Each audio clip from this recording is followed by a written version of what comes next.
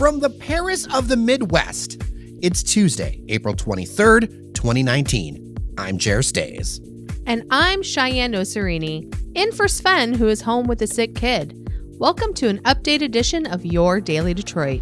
We'll dive in after a quick word from our episode sponsor, Milo Digital. Milo Digital is a full-service digital marketing agency that engineers quality results through data and innovative strategies.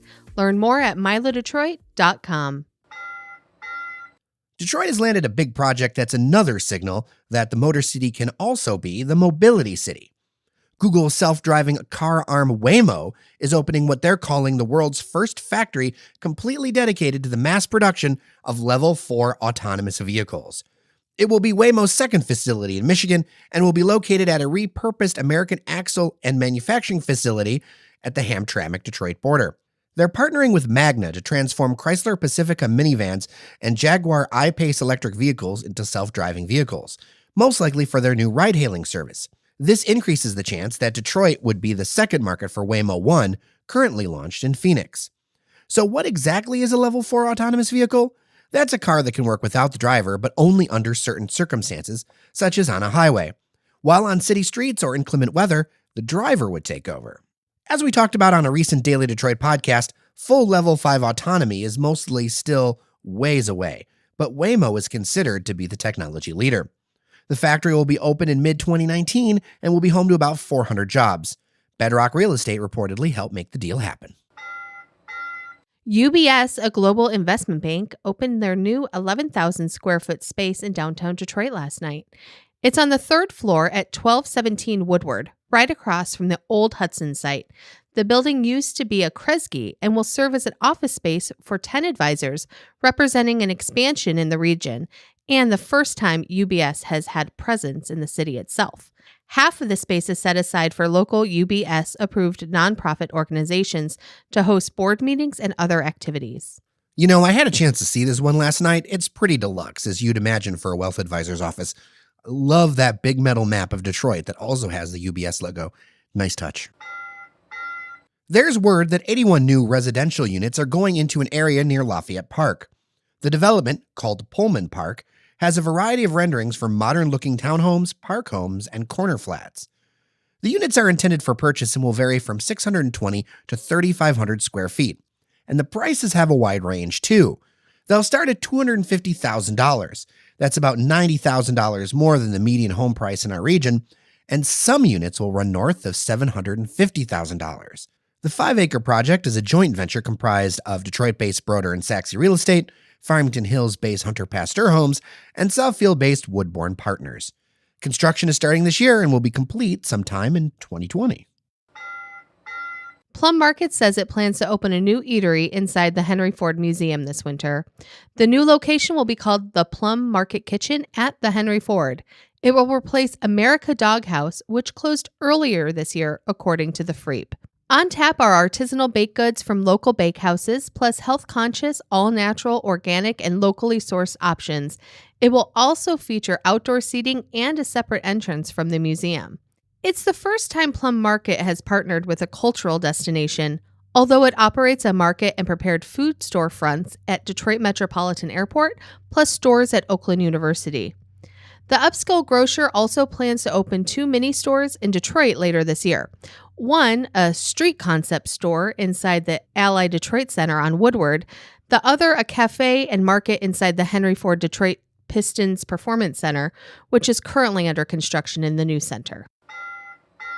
It's a sad day for lovers of Eastern Market and a quirky deli that's beloved by many. Mark Kurlianchik over at the Freep is reporting that Russell Street Deli in Eastern Market is closing September 28th. The reason? A landlord-tenant dispute over floor repairs and who is responsible. And of course, we have a link to this on dailydetroit.com. There's an impasse between Russell Street co-owner Ben Hall and landlord Sanford Nelson. Nelson says the floor has damage caused by Russell Street, and Hall basically says this is a move to raise the rent and push him out. Nelson bought the building that also houses the popular Sapino Pizzeria and some other properties in the neighborhood for $21.6 million. Since you wrote about this last night, Jer, Eastern Market has released this statement on social media. Quote, Eastern Market Corporation is deeply concerned about the situation involving Russell Street Deli and their landlord, Firm Real Estate, and the loss of a long-standing iconic Eastern Market business. In the end, Russell Street Deli's fate should not rest on a contested repair bill. EMC stands ready to work towards a solution to do everything in our power to keep a long-standing business open as part of the Market District's valued mix of businesses that are so important to the city, end quote. So I know you have some things on this one. I do. You know, whoever you believe when it comes to this story, the bottom line is that Russell Street has been around for 3 decades. And it's one of those special gems of Detroit. And it will either be gone or, in a best case scenario, away from its Eastern Market location, though I hope something can be worked out with that. But I keep hearing how Eastern Market is going to keep its character, but I'll be honest, like, this scorecard does not look good. This news is right on the heels of the closure of Mootown Ice Cream, Farmer's Restaurant, and one of my favorite places, the Motorless City Bike Shop, that happened actually just after Sanford bought the building. It's kind of the canary in the mine. Right, the canary in the coal mine. And it's hindsight is 2020, and insert all of your cheesy phrases here, but it's true. It was something where if you look back on it, you're like, this is the beginning. You know, for me anyway, countless friendships have been sparked and kept over those communal tables on Russell Street. One of the great things about them is you never know who you're going to sit to next. They just assign you. It's kind of great. And Russell Street embraced good food, healthy food, way before a lot of folks did. Another thing I like about them is they hired local, and 75% of their staff was African American. That is rare in greater downtown Detroit. And yes, I'm using Russell Street as a prime example because everyone knows it, but as a longtime resident, and I think this is something to drive home, I think maybe some people missed this when I posted this on our site. It's important to highlight things like this, but there are a lot of things that we have lost over the last few years. They just don't get the same ink because they're not as Instagrammable. They're not as known. I mean, Shai, you and I both know the way to get to people's minds in this town is cars, pizza, and Coney's. Exactly. I guess I say all this to say, if Detroit comes back, but it loses the people and establishments that make this place truly special, are we really turning things around, or are we just like replacing stuff and slapping on the Detroit name for branding? And something that we need to think about. I just want to say one thing. Back to this whole thing, I know Sven yesterday was talking about how New York City is just all corporate name brands. I'm worried that Eastern Market is going to just turn into that, where it's just going to be all name brands. I saw one joke that it's going to turn into a Forever 21. If you have a green thumb and are looking to get your hands on some new plants or cuttings, we've got the event for you. The Michigan Plant Swap will be this Sunday, April 28th, inside the Fisher Building. So not only are you going to get some really cool plants, but you're also going to get to spend some time in the Fisher Building. I mean, I'm more of a dog person than a plant person, but I'm still excited about this. So here's how this is going to work. You can bring your potted plants, your bare root plants, or plant cuttings, so long as they're disease and pest free, to the swap. And if you're going to bring cuttings, you can bring them in a pot or wrap them in damp paper towel inside of a sealed plastic bag. If you're in the mood to purchase a new plant, Lachey Floral and Events will also be there selling plants. The first 50 people who register for the event will get a free mini planter for your new plant to take home with you.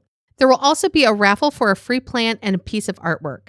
Tickets for the plant swap are $5 per person, and we have more information and a link to the tickets up on dailydetroit.com.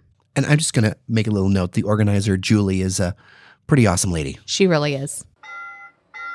The American Civil Liberties Union has played a big role in America and is celebrating its 100th year.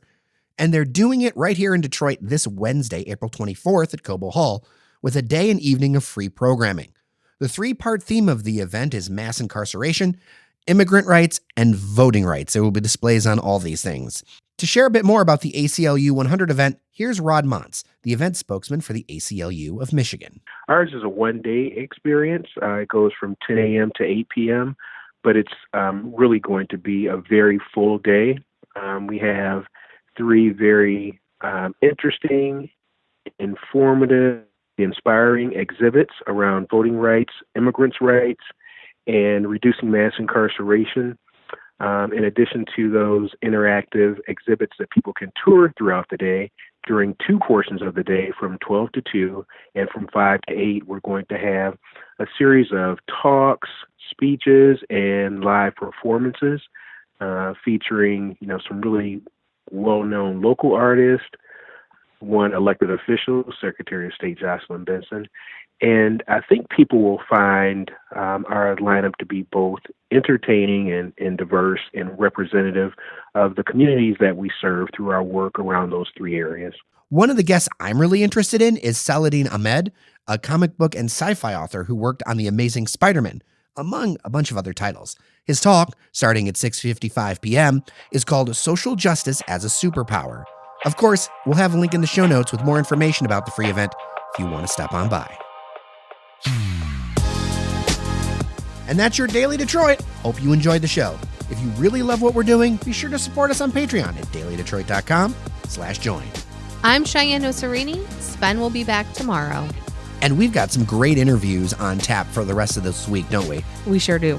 Well, I'm Jer Stays. Take care of each other, and we'll see you around Detroit. You're listening to the Podcast Detroit Network. Visit www.podcastdetroit.com for more information.